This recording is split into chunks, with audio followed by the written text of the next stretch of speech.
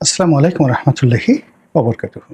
সম্মানিত দর্শক, ডাকসু নির্বাচনের ফলাফল শিবিরের পক্ষে যাওয়ার কারণে তাদের মধ্যে যে গতি এসেছে রাজনীতিতে, জামাতের এবং শিবিরের, এই গতি রকেটের মতো করে টেকনাফ থেকে তেঁতুলিয়া পর্যন্ত ছড়িয়ে পড়েছে।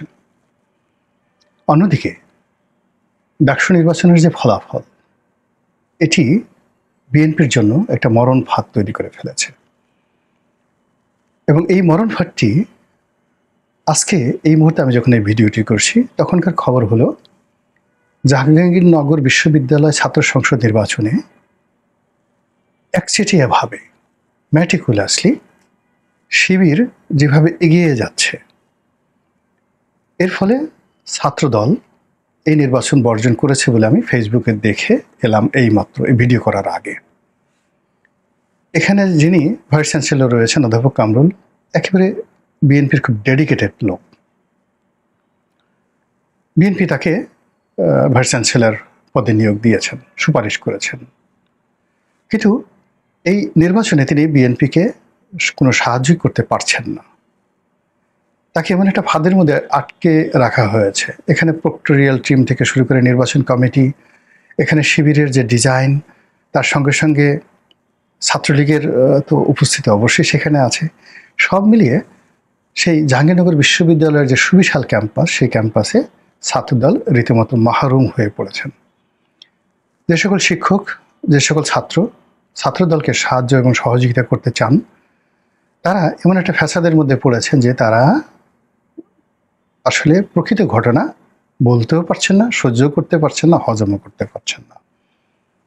আপাত দৃষ্টিতে শান্তিপূর্ণভাবে ভোট গ্রহণ হচ্ছে, যেভাবে ঢাকা বিশ্ববিদ্যালয়ে শান্তিপূর্ণভাবে ভোট গ্রহণ হয়েছিল, এবং সেই ভোট গ্রহণের সেই বিকেলবেলা পর্যন্ত ডাকসুতে কেউ বুঝতে পারেনি, ছাত্রদল বুঝতে পারেনি আসলে তাদের জন্য কি পরিণতি অপেক্ষা করছে, এবং এটাই হলো কৌশলের বিজয়।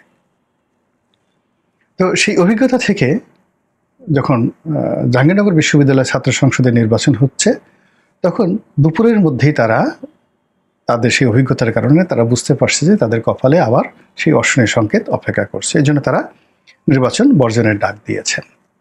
ইতিমধ্যে যে ঘটনা ঘটে গেছে সেটা হলো, দেখলাম যে ঢাকা বিভাগীয় যিনি ডিআইজি রেজাউল মল্লিক, সাম মল্লিক, উনি আছেন। উনি একসময় এই সরকার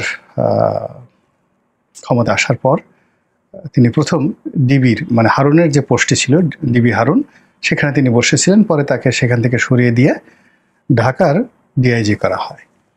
এখন তার রাজনৈতিক পরিচয় আমি জানি না। বাড়ি ফরিদপুর, তো শিবচরের দিকে বাড়ি। রাজনৈতিক পরিচয় বিএনপির জমানাতে তিনি, মানে 2001 থেকে 2006 সালে তিনি ভালো ভালো পদে ছিলেন। সেই এডিসি, পুলিশের এডিসি হিসাবে তিনি দায়িত্ব পালন করেছিলেন। তখনও ফুল এসপি হতে পারেননি, কিন্তু বিএনপি তিনি করেন বা করেন কিনা বা জামাত করেন কিনা এটা আমি কিছুই বলতে পারি না। তো যেহেতু তিনি বিএনপির জমানাতে ভালো পদে ছিলেন, আবার আওয়ামী লীগ জমানাতে বঞ্চিত হয়েছেন, এই সময়টিতে তাকে ভালো পদে নিয়োগ দেওয়া হয়েছে। প্রথমে ডিবি প্রধান, তারপরে আবার ঢাকা রেঞ্জের ডিআইজি। তো ঢাকা রেঞ্জের যে ডিআইজি, এটা সবচেয়ে গুরুত্বপূর্ণ একটি পদ, সবচেয়ে পুলিশের গুরুত্বপূর্ণ একটি পদ। তো সেই পদে এই ভদ্রলোক, তার নেতৃত্বেই মূলত এখন জাহাঙ্গীরনগরের আইন শৃঙ্খলার যে রক্ষার যে দায়িত্ব, এটি তার নেতৃত্বে। ওখানে আশুলিয়া থানা, সাভার থানা, এটা ঢাকা রেঞ্জের অধীন। তো এই ডিআইজি সাহেব সেখানে যে বিবৃতি দিচ্ছেন যে না, শান্তিপূর্ণভাবে নির্বাচন হচ্ছে, আর এতে করে ছাত্রদলের যারা লোকজন রয়েছেন, বিএনপি যারা লোকজন রয়েছেন, তারা ভীষণভাবে খেপেছেন যে এই ডিআইজিও জামাতের ডিআইজি। এখন এই লোক জামাত, মানে বিএনপি করতেন কি করতেন আমি এটা বলতে পারবো না, তবে এই লোক যে জামাত করতেন না বা জামাতের কোনো লোক নন, এটা আমি একেবারে তামার পাতে লিখে দিতে পারি। রেজাউল করিম মল্লিক সম্পর্কে আমি তামার পাতে লিখে দিতে পারি যে এই লোক কখনো জামাত করতেন না। তো সেই মানুষটিকে ঠেলে ঠেলে যারাকে বিএনপি এনেছে, বিএনপি নিয়োগ দিয়েছে।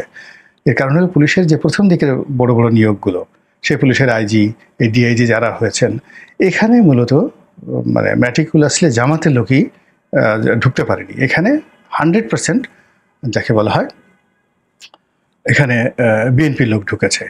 পরবর্তীতে যখন খোদাবক্স চৌধুরী সাহেব এসেছেন, এটা এসেছেন ওই বিএনপির যারা যে সমস্ত লোকজন এই রিক্রুটমেন্ট বাণিজ্য করছিল তাদের বাড়াবাড়ি করার কারণে ডক্টর মোহাম্মদ ইউনূস দেখা গেল যে তিনি এই খোদাবক্স চৌধুরী সাবেক আইজি তাকে নিলেন এবং তার আমলে যে কয়টা নিয়োগ হয়েছে Dhaka metropolitan police commissioner, IG, এই নিয়োগগুলো ফেয়ার অ্যান্ড নিউট্রাল হয়েছে। এখানে এরা আওয়ামী লীগেরও নয়, বিএনপিরও নয়, তারা নিউট্রালি কাজ করার চেষ্টা করছেন। আর এই নিউট্রালি কাজ করার কারণে কি হচ্ছে, পুলিশে যে বিএনপির একটা ম্যাগনেটিক পাওয়ার ছিল, সার্কেল ছিল, সেই সার্কেলটা আসলে এখন ঠিকমতো কাজ করতে পারছে না। তো এই যে একটি অবস্থাতে যখন বিএনপি নিয়োগ করা যারা লোকজন আছে তারা বিএনপির জন্য কাজ করতে পারছেন না, ঠিক সেই সময়টাতে যদি বিএনপির লোকজন, ছাত্রদলের লোকজন যারা গুতিয়ে গুতিয়ে তারা এই এরকম বড় বড় ঊর্ধ্বতন কর্মকর্তাদেরকে জামাতের দিকে ঠেলে দেওয়া হয়, তাহলে আলটিমেটলি তো বিএনপির মারাত্মক ক্ষতি হয়ে যাবে। এই যে ঢাকা রমনা জোনের যিনি ডিসি একদম বিএনপির লোক এবং যাকে বলা হয় ছাত্রদল করতেন জনাব মাসুদ, এবং এই জুলাই বিপ্লবে তিনি ছাত্রদের পক্ষে দাঁড়িয়েছেন। তো এই মানুষটি যখন বিপদে পড়েছে, জামাতের সঙ্গে বিপদে পড়েছে, জামাতের সঙ্গে বিপদে পড়ার সময় বিএনপির লোকজন কিন্তু তার পক্ষে দাঁড়ায়নি, কেউ দাঁড়ায়নি, এবং সে মনের দুঃখে বাংলাদেশ ছেড়ে চলে যাওয়ার কথা বলেছে যে এই যদি অবস্থা হয় তাহলে আমার চাকরি ছেড়ে বাংলাদেশ থেকে চলে যেতে হবে। তা এই ঘটনাগুলো ঘটছে, একটার পর একটা ঘটনাগুলো ঘটছে, যার সূত্রটা হয়েছিল এই যাকে বলা হয় ডাকসু থেকে।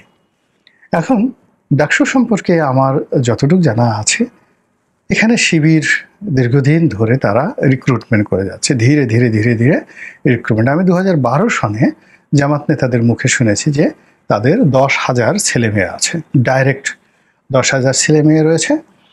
আর এই 10,000 ছেলেমেয়ের মধ্যে সাধারণ ভোটার, বুদ্ধিজীবী, কবি, সাহিত্যিক, মানে বিশ্ববিদ্যালয়ের ক্যাম্পাস মাতানো যে ভিপি হয়েছেন।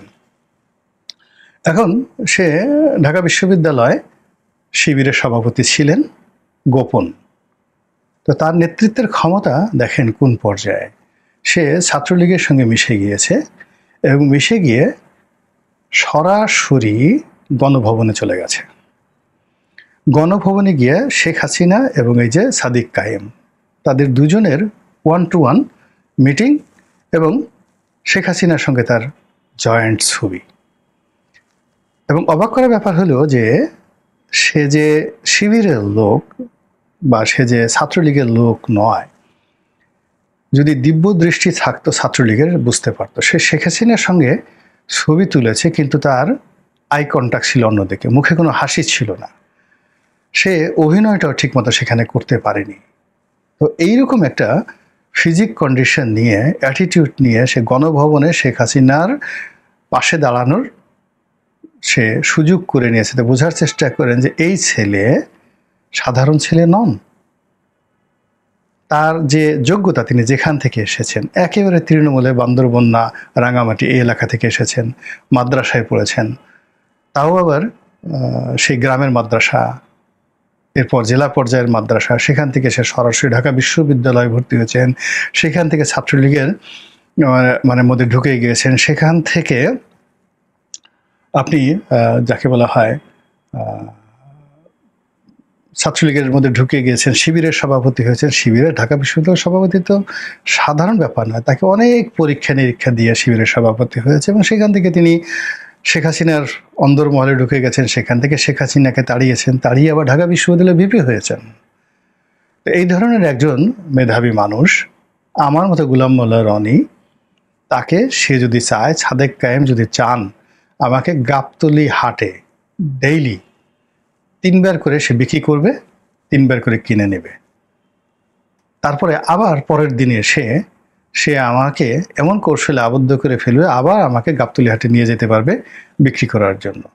তো কাজেই আমার এই ধরনের মানে মেধাবী, কৌশলী যারা লোকজন রয়েছেন তাদের সঙ্গে ফাইট করতে হলে আমার কি ধরনের বুদ্ধিমত্তা লাগবে। এখন সেটা কি বিএনপির যারা প্রার্থী তাদের কি ছিল? আমার তো মনে হয় না, ছিল না। ফলে কি হলো, ডাকসুতে যাওয়া হবার তাই হয়েছে। তাদের পূর্ব পরিচয় ছিল, পূর্ব প্রস্তুতি ছিল, তারা যে প্রাক রিলেশনশিপগুলো করেছেন। আমার তো ভয় হয় যে ছাত্রদলের যারা শীর্ষ ক্যান্ডিডেট ছিলেন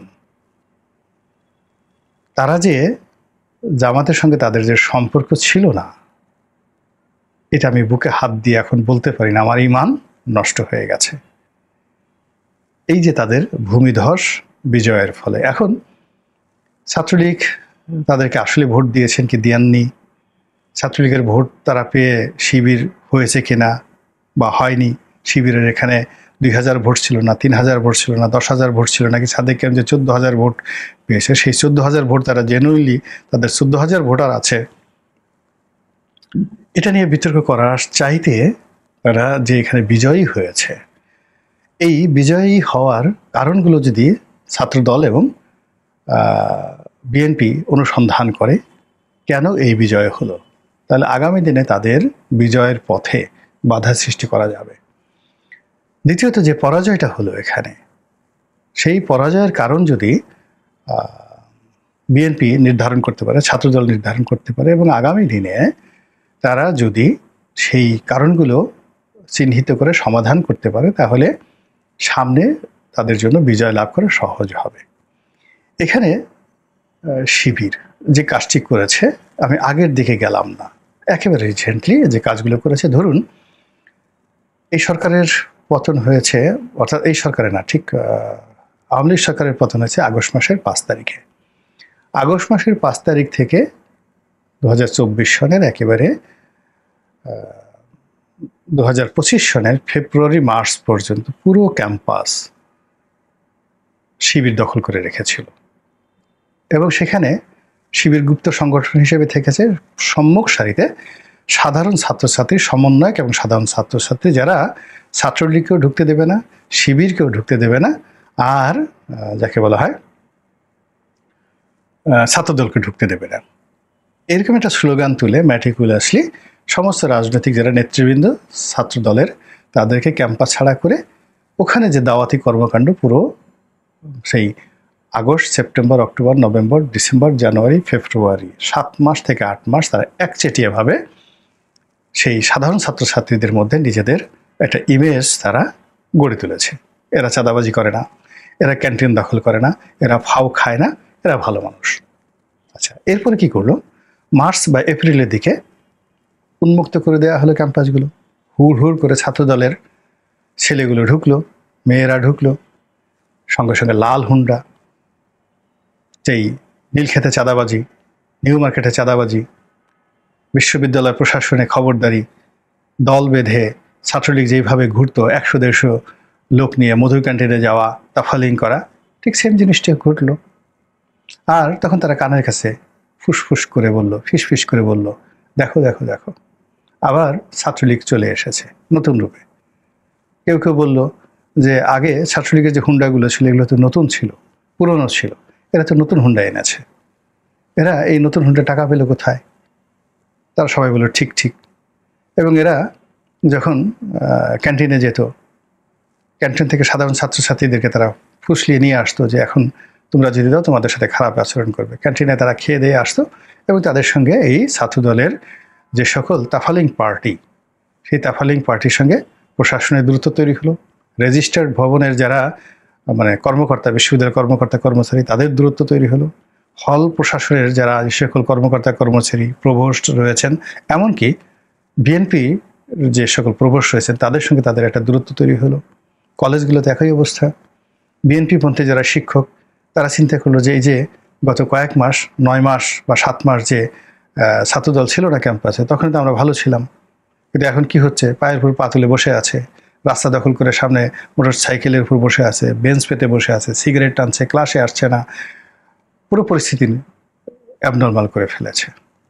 এবং এই কাজটি শিবিরে যারা লোক, এই সাদিক কায়েম সাহেবরা, তারা এই কৌশলে এই কাজটি করেছে, করে একটা ন্যারেটিভ তৈরি করেছে, যাহাই ছাত্রদল তাহাই ছাত্রলীগ, যাহাই ছাত্রলীগ তাহাই ছাত্রদল। ফলে এরা ডাকসুতে নির্বাচিত হয়নি, এখনই এদের এই অবস্থা, যদি নির্বাচিত হয়ে যায় তখন কি হবে? এই ন্যারেটিভটা তৈরি করার পর সাধারণ ছাত্রছাত্রীদের মধ্যে, ভোটারদের মধ্যে একটা বিরূপ প্রতিক্রিয়া তৈরি হয়ে গেছে। এমনকি ছাত্রদলের যারা শান্তিপ্রিয় লোকজন, তারাও এই নতুন যে তাফালিং পার্টি তাদের উপর একটা বিরূপ ধারণা পোষণ করেছে। এরপরে দ্বিতীয় যে ঘটনা, সেটা হলো যে কোনো রকম পূর্ব প্রস্তুতি, চিন্তা ভাবনার সুযোগ না দিয়ে হঠাৎ করে তফসিল ঘোষণা করে দেওয়া হলো। আর তফসিল ঘোষণা করার পরে বিশ্ববিদ্যালয় ক্যাম্পাসে রেজিস্ট্রার ভবনে এমন কিছু ঘটনা ঘটানো হলো, যে ঘটনায় সঙ্গত কারণেই একটা সফট কর্নার চলে আসলো ছাত্র শিবিরের প্রতি। এরপর যারা মানে গুপ্ত ছাত্রলীগ, মানে ছাত্রলীগ করে কিন্তু প্রকাশ্যে নয়, সেই গুপ্ত ছাত্রলীগদেরকে তাদের একসময় সহযোগী গুপ্ত শিবির তারা আশ্রয় দেবে, প্রশ্রয় দেবে, এটাই স্বাভাবিক। এবং বিশ্ববিদ্যালয় ক্যাম্পাসে যেহেতু দীর্ঘদিন ছাত্র দলের যারা শীর্ষ নেতা, যারা তাফালিং পার্টি, তারা দীর্ঘদিন ক্যাম্পাসে ছিল না। গত 15 বছর তারা ক্যাম্পাসে ছিল না, মাঝে মধ্যে যেহেতু ধাওয়া খেয়ে চলে আসতো। ফলে ক্যাম্পাসে সত্যিকার অর্থে ছাত্রলীগ কারা করে এরা তো ছাত্র দলের লোকজন চেনে না, নেতারা চিনে না।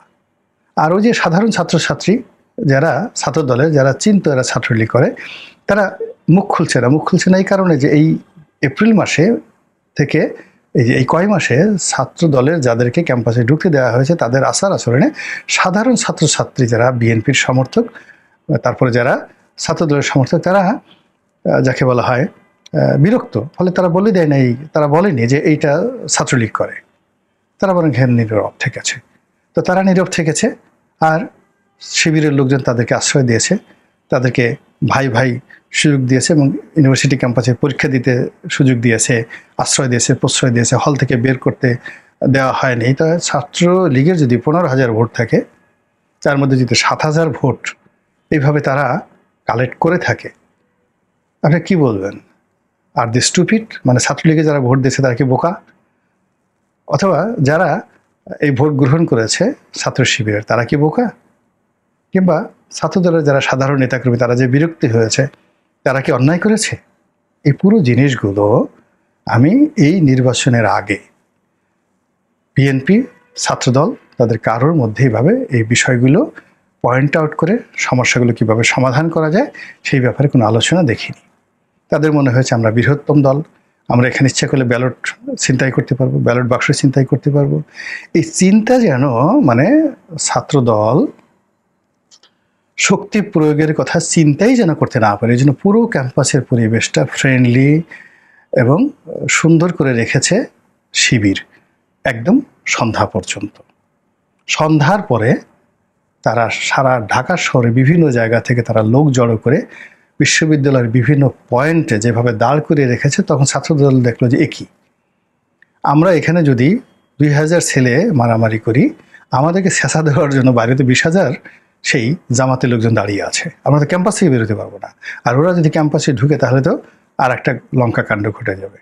ঠিক সেম ঘটনা, মানে আমি আমার নিজের যখন নির্বাচন শিবির যে কাজটি করেছে ঠিক এরকম না হলেও প্রায় কাছাকাছি একটা কাজ আমি করেছিলাম আমার নির্বাচনের সময় 2008 সনে।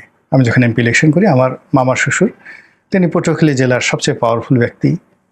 ওই গলাচিপা 10 মিনার যত ক্যাডার পলিটিক্স মাস্তান, মানে 2001 থেকে 2009 পর্যন্ত পুরো এলাকার রাজনীতি মানে নির্বাচন পর্যন্ত তার অধীন ছিল, এমনকি 111-এর সময়ও পুরো ক্ষমতাটা তার ছিল। ফলে ওখানে আওয়ামী লীগের ভোট ছিল অলমোস্ট 70%, কিন্তু আওয়ামী লীগের কোনো নেতা ছিল না। এমনকি আওয়ামী লীগের সাবেক এমপি ক্ষমা জাহাঙ্গীর সাহেব দাঁড়াতেও সাহস পাচ্ছিলেন না। তো আমাকে যখন মনোনয়ন দেওয়া হলো, তা আমার সাথে 5 জন লোকও আওয়ামী লীগের লোকজন সামনে আসতে সাহস পেল না। তো আমি দেখা হলি আমার শ্যালক, আমার মামা শ্বশুর, আসসালামু আলাইকুম মামা, কেমন আছেন? নির্বাচন তো হয়েই যাবে, আপনি তো জিতে যাবেন বিপুল ভোটে, আমার তো জামানত বাজেয়াপ্ত হয়ে যাবে। তো উনি বলতো, ভাই না এই সমস্ত কী বলো, সি এরকম কী বলো মামা, আমি যেন এখানে সম্মান নিয়ে যেতে পারি, মান সম্মান নিয়ে যেতে পারি, এটাই আপনি একটু খেয়াল রাখবেন। আর মারামারি দরকার, আপনি তো জিতেই যাবেন, তো যেখানে আপনি জিতে যাবেন 100% জিততে যাবেন, সেখানে মারামারি কাটাকাটি গণ্ডগোল এগুলো দরকারটা কি? তো এইভাবে তাকে গিয়ার আপ করতে করতে করতে করতে একেবারে নির্বাচনের দিন সন্ধ্যা বিকাল 4টা পর্যন্ত, বিকাল 4টা পর্যন্ত 5টা পর্যন্ত তিনি এই যে আমি তাকে যে প্রভোগ করেছিলাম এটার উপর তিনি আত্মবিশ্বাসী ছিলেন যে বিপুল ভোটে তিনি জয়লাভ করবেন আর আমি জামানত আমার বাজেয়াপ্ত হবে। কিন্তু তিনি যখন ভোট গণনার সময় টের পেলেন তখন তিনি মেজাজ হারিয়ে ফেললেন। মেজাজ হারিয়ে ফেললেন, তখন তার আসলে করার কিছু ছিল না। কিন্তু তিনি যদি প্রথম দিন একেবারে ফার্স্ট ডেতে আমাকে এলাকাতে ঢুকতে না দিতেন এবং আমার সঙ্গে কোনো বৈঠক না করতেন, কথাবার্তা না বলতেন, শক্তি প্রয়োগ করতেন, তাহলে আমার ওই মাঠে দাঁড়ানোই সম্ভব ছিল না। একই অবস্থা এখানে। ডাকসু নির্বাচনের প্রথম দিন থেকে যদি ছাত্রদল ওই তাদের যে তাফালিং পার্টি দ্বারা যেভাবে তারা নীলক্ষেতে তাফালিং করে, নিউ মার্কেটে তাফালিং করে, কাঁঠাবনে তাফালিং করে, শাহবাগে তাফালিং করতো বা করছে, ওই তাফালিংটা ক্যাম্পাসে বজায় রাখতো, শিবির দাঁড়াতেই পারতো না। তারাদের ইচ্ছা মতোই অনেক কিছু হয়ে যেত এবং মানুষ যাদের শক্তি আছে তাদেরকে ভোট দেয় বা তাদের পক্ষে থাকে। আর যদি শান্তির পরিবেশ দেওয়া হয়, স্বস্তি নেওয়ার নিঃশ্বাস নেওয়ার পরিবেশ দেওয়া হয়, তখন মানুষ করে কি ভালোদেরকে বেছে নেয়, মন্দদেরকে ঘৃণা করে। তাদের ওই সুযোগ আছে। শেখ হাসিনা কিন্তু এই যে 2014 থেকে 24 পর্যন্ত এই তাফালিং করে ভয়ের আতঙ্ক সৃষ্টি করে এমন অবস্থা সৃষ্টি করছে যে ভোট যদি দাও তা আমাকে দিতে হবে, আর যদি ভোট আমাকে না দাও তোমার এলাকা আসার দরকার নেই, ভোট আমি পেয়ে গেছি, সিল আমি পিটাই নেব, রেজাল্ট আমি তৈরি করে নেব। ফলে কি হলো, তিনি তো 2014 থেকে দৌড়ের উপর 10 বছর, এখন তিনি পালিয়ে গেছেন ভালো কথা, বাট 10টা বছর তো তিনি আমাদেরকে যন্ত্রণা দিয়েছেন। তো এই যে ডাকসুকে কেন্দ্র করে যে পলিটিক্সটা হয়েছে, সেই পলিটিক্সটা অনেকেই এটাকে পাত্তা দিতে চাচ্ছেন না, এটা জাতীয় নির্বাচনে প্রভাব ফেলবে না, কিন্তু আমি মনে করি এটা জাতীয় নির্বাচনে এটা ট্রায়াল এবং এটাকে কোনো অবস্থাতে ইগনোর করার কোনো সুযোগ নেই। মহান আল্লাহ আমাদের সবাইকে হেদায়েত দান করুন এবং হেফাজত করুন। আসসালামু আলাইকুম ওয়া রাহমাতুল্লাহি ওয়া বারাকাতুহু।